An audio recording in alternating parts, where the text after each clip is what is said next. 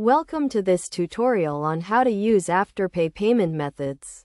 Afterpay is a popular payment service that allows you to buy now and pay later with no interest or fees when you pay on time. Here is a step-by-step guide on how to use Afterpay. First, you need to create an Afterpay account by downloading the Afterpay app or by visiting their website. You will be asked to provide some personal and payment information to set up your account. Once you have created your account, you can start shopping at any store that accepts Afterpay.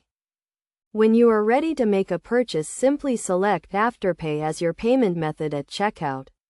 You will be redirected to the Afterpay website where you will be asked to log into your account. Afterpay will then split your purchase into 4 equal payments that are due every 2 weeks. You will receive email and text reminders before each payment is due. You can also log in to your Afterpay account to view your payment schedule and make payments manually. If you miss a payment, you will be charged a late fee, so it is important to make your payments on time. One of the benefits of using Afterpay is that you can get instant approval and there is no interest or fees when you pay on time. Afterpay also has a zero-tolerance policy for fraud and will work with you to resolve any issues.